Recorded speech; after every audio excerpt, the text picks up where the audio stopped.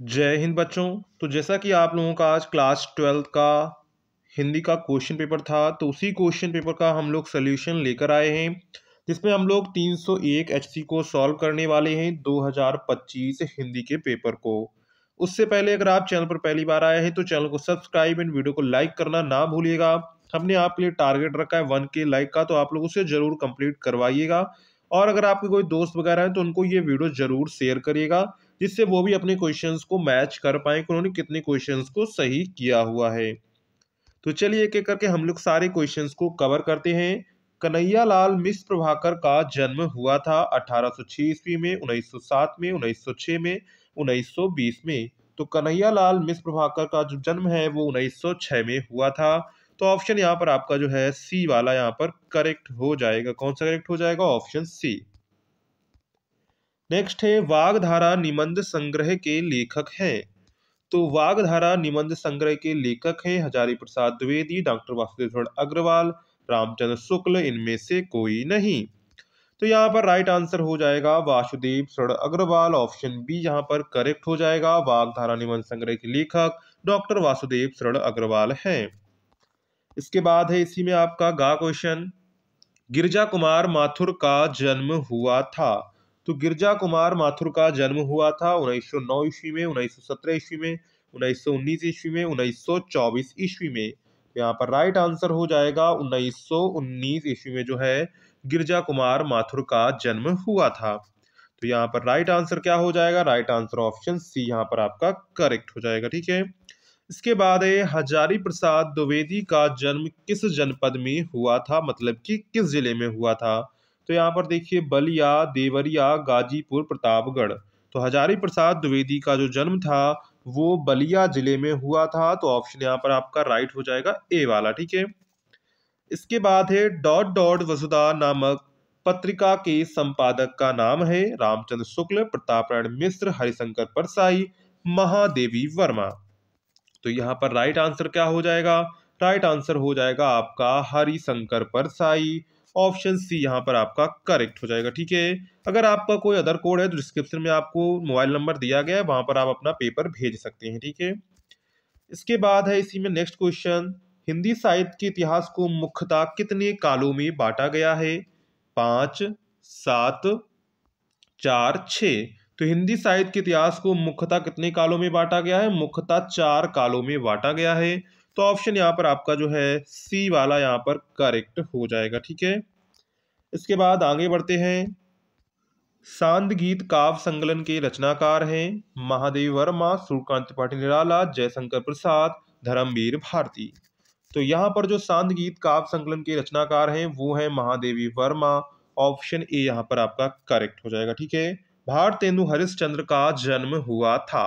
तो भारतेंदु हरिश्चंद्र का जन्म हुआ था 1850 ईस्वी में, 1870 ईस्वी में, 1907 में, 1922 में। तो राइट आंसर ऑप्शन ए वाला आपका करेक्ट हो जाएगा 1850 ईस्वी में। इसके बाद है मैथिली शरण गुप्त का जन्म किस जनपद में हुआ था? तो मैथिली शरण गुप्त का जन्म किस जनपद में हुआ था? मैनपुरी, अलीगढ़, इटावा, झांसी। तो मैथिली शरण गुप्त का जन्म किस जनपद में हुआ था? उनका झांसी जनपद में हुआ था। तो ऑप्शन यहाँ पर आपका जो है डी वाला करेक्ट हो जाएगा। ठीक है। इसके बाद नेक्स्ट क्वेश्चन है हमारा, अजात शत्रु नाटक के लेखक हैं। तो अजात शत्रु नाटक के लेखक हैं जयशंकर प्रसाद, महादेवी वर्मा, रामकुमार वर्मा, इनमें से कोई नहीं। तो यहाँ पर राइट आंसर हो जाएगा ऑप्शन ए जयशंकर प्रसाद। अजात शत्रु नाटक के लेखक कौन हो जाएंगे? जयशंकर प्रसाद हो जाएंगे। इसके बाद आ जाते हैं क्वेश्चन नंबर 3 पर। निम्नलिखित में से किसी एक गद्यांश का संदर्भ देते हुए उसके नीचे अंकित प्रश्नों के उत्तर दीजिए। तो यहाँ पर आपको गद्यांश दिया गया, उस गद्यांश को आपको पूरा पढ़ना था। सबसे इंपॉर्टेंट गद्यांश का संदर्भ। संदर्भ का मतलब पाठ का नाम और जो लेखक का नाम। तो पाठ का नाम क्या है? पाठ का नाम है भारतीय संस्कृति, आपने किया होगा। और इसके जो लेखक हैं वो है डॉक्टर राजेंद्र प्रसाद। ठीक है। इसके बाद नीचे दिए प्रश्नों के उत्तर आपने कर लिए होंगे। इसके बाद अथवा में आते हैं। तो यहाँ पर अशोक का फूल, पाठ का नाम क्या है? अशोक का फूल है। और इसके जो लेखक थे डॉक्टर हजारी प्रसाद द्विवेदी थे। ठीक है। इसके बाद आगे बढ़ते हैं, ज्यादा टाइम आपका वेस्ट नहीं करेंगे। ठीक है। अब अपने अगले पेपर की आप लोग तैयारी करिए। इसके बाद है पद्यांश पर आधारित प्रश्नों के उत्तर दीजिए। तो यहाँ पर देखिए, निकसी कमंडल तय उमंडी नव मंडल खंडति, धाई धार अपार वेग सौ वायु विहंडत। ठीक है। तो ये किससे लिया गया है? तो ये आपका लिया गया है गंगा अवतरण से। किससे लिया गया है? गंगा अवतरण से लिया गया था। और इसके जो लेखक थे, सॉरी कवि थे, जो जगन्नाथ दास रत्नागर थे। कौन थे? जगन्नाथ दास रत्नागर। इसके बाद अथवा में अगर आपने ये वाला किया होगा नीचे वाला, तो इसके क्या हो जाएंगे? ये किससे लिया गया? तो ये लिया गया था बापू के प्रति से। किससे लिया गया था? बापू के प्रति से लिया गया था। और इसके जो कवि थे वो थे सुमित्रानंदन पंत। कौन थे? सुमित्रानंदन पंत थे। ठीक है, इसके बाद आगे बढ़ते हैं तो क्वेश्चन नंबर 5 पर आते हैं। तो क्वेश्चन नंबर 5 क्या कह रहा है? निम्नलिखित में से किसी एक लेखक का जीवन परिचय देते हुए उनकी कृतियों का उल्लेख कीजिए। शब्द सीमा 80 शब्द। वासुदेव चरण अग्रवाल, हजारी प्रसाद द्विवेदी, डॉक्टर एपीजे अब्दुल कलाम। तो तीन में से कोई एक आपको यहाँ पर करना था। इसी प्रकार इसी में आपको नेक्स्ट दिया गया है, निम्नलिखित में से किसी एक कवि का जीवन परिचय देते हुए उनकी कृतियों का उल्लेख कीजिए। शब्द सीमा जो है आपकी 80 शब्द है। जयशंकर प्रसाद, सूर्यकांत पाठी निराला, सुमित्रानंदन पंत। इसके बाद है कहानी कला के तत्वों के आधार पर खून का रिश्ता अथवा ध्रुव यात्रा कहानी की समीक्षा कीजिए। शब्द सीमा 80 शब्द है। अथवा लाठी कहानी के प्रमुख पात्र का चरित्र चित्रण कीजिए। तो इनमें से अथवा में से कोई एक आपको करना था। ठीक है, इसके बाद है क्वेश्चन नंबर 7, स्वपठित खंड काव्य के आधार पर निम्नलिखित प्रश्नों के में से किसी एक प्रश्न का उत्तर दीजिए। तो यहाँ पर आपके डिस्ट्रिक्ट में जो भी हो आप यहाँ से देख सकते हैं। आपको अपने डिस्ट्रिक्ट के हिसाब से करना था तो आपने कर लिया होगा। इसके बाद आ जाते हैं खंड खा पर। तो खंड का में संस्कृत गद्यांश दिया जाता है, उनमें से किसी एक का आपको हिंदी में अनुवाद करना होता है। ठीक है, तो यहाँ पर आपको पूरा दिख रहे होंगे गद्यांश। तो इनमें से आपने कोई एक कर लिया होगा, इसमें कोई टेंशन नहीं। अगर आपने थोड़ा बहुत गलत भी किया होगा तब भी आपको नंबर मिल जाएंगे। ठीक है, इसके बाद है निम्नलिखित श्लोक का हिंदी में संदर्भ सहित अनुवाद कीजिए। तो यहाँ पर दो दिए गए, दो में से किसी एक का आपको हिंदी में अनुवाद कर लेना था। ठीक है, इसके बाद आ जाते हैं क्वेश्चन नंबर 9 पर। तो निम्नलिखित में से किन्हीं दो प्रश्नों के उत्तर देने हैं। विद्यार्थी किम तेजेत के न्यात पथा न प्राविलचंती और कस्या भाषाया व्याकरण सुनिश्चितम और चतुष्पदा कम राजानम अकुर्वन। ठीक है, इसके बाद आ जाते हैं नेक्स्ट पर। तो नेक्स्ट क्वेश्चन क्या है?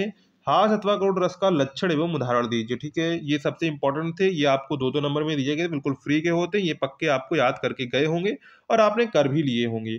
उपमा अथवा रूपक अलंकार की परिभाषा लिखिए एवं उदाहरण भी दीजिए। सोल्टा अथवा कुंडलिया छंद की परिभाषा उदाहरण सहित लिखिए।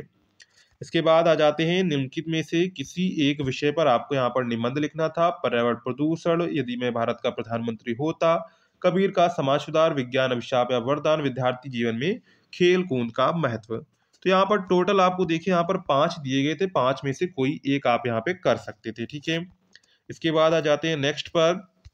नयनम का संधि विच्छेद है। तो नयनम का संधि विच्छेद क्या हो जाएगा? ने धन अनम। क्या हो जाएगा? ने धन अनम हो जाएगा। अगर हम लोग देखें तो ने धन अनम पहले में दिया गया, ने धन नम, नय धन अनम, नय धन अनम, ने धन अनम। ऑप्शन डी वाला यहाँ पर आपका करेक्ट हो जाएगा, ने धन अनम। ठीक है, इसके बाद है नाविका का संधि विच्छेद है। तो इसका संधि विच्छेद क्या हो जाएगा? नवधन इका, नवधन इका, नवधनिका, नैधनिका। तो नाविका का संधि विच्छेद हो जाएगा नवधनिका। क्या हो जाएगा? नवधनिका हो जाएगा। अगर हम लोग ऑप्शन से बात करें तो ऑप्शन बी वाला यहाँ पर आपका करेक्ट हो जाएगा, नवधनिका। इसके बाद है दुष्चरित्र में संधि है। तो दुष्चरित्र में संधि है एनि परम रूपम जस्वतम दुष्टम सुष्टम। तो ऑप्शन डी वाला यहाँ पर आपका करेक्ट हो जाए। इसमें कौन सी संधि है?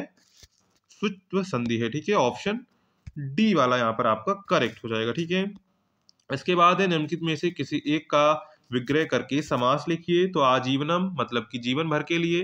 तो यहाँ पर अव्ययी भाव समास हो जाएगा। महादेव, महान है जो देव, इसमें बहुब्रीहि समास हो जाएगा। त्रिनेत्र, तीन है नेत्र जिसके, इसमें भी आपका बहुब्रीहि समास हो जाएगा। ठीक है, तो आपने पहले में अव्ययी भाव समास, बहुब्रीहि, दूसरे में भी, तीसरे में भी बहुब्रीहि। ठीक है, महादेव, महान है जो देव, त्रिनेत्र, तीन है नेत्र जिसके।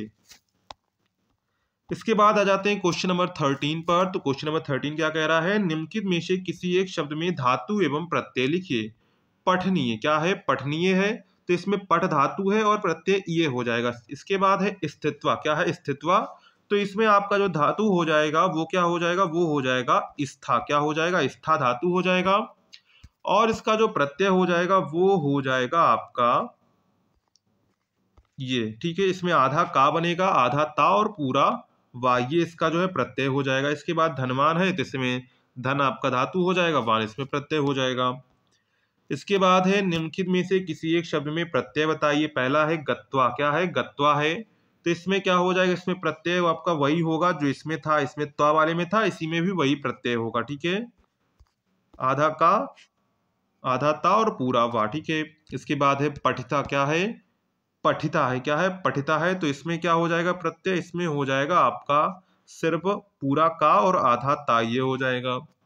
इसके बाद है रूपवान, तो वान रूप धनवान, यानी कि इसमें वान प्रत्यय हो जाएगा। ठीक है, इसके बाद है रेखांकित पदों में से किसी एक पद में प्रयुक्त विभक्ति और संधि नियम का उल्लेख कीजिए। तो पहले में आपकी हो जाएगी यहाँ पर कौन सी हो जाएगी? सप्तमी विभक्ति, और इसमें द्वितीय विभक्ति हो जाएगी। और इसका आंसर आप लोग कमेंट सेक्शन में बताएंगे। इसका आंसर जो सबसे पहले आ जाएगा करेक्ट आंसर, उसका आंसर हम पिन कर देंगे। ठीक है, इसके बाद है क्वेश्चन नंबर 14, उनके में से किसी एक विषय पर आपको पत्र लिखना था। विद्युत व्यवस्था में सुधार के लिए जिलाधिकारी को स्कूल की व्यवस्था को सुधारने हेतु जिला विद्यालय निरीक्षक को अपने घर तक खड़ंजा बिछाने हेतु ग्राम प्रधान को। ठीक है, तो ये आपका पूरा सॉल्व पेपर हो गया है। आंसर्स हमने आपको बता ही दिए हैं, आप मैच कर लीजिएगा अपने कितने आपने सही किए हुए हैं। ठीक है, तो चलिए मिलते हैं नेक्स्ट वीडियो में, और वीडियो को लाइक एंड चैनल को सब्सक्राइब करना ना भूलिएगा। मिलते हैं नेक्स्ट वीडियो में, तब तक के लिए जय हिंद बच्चों।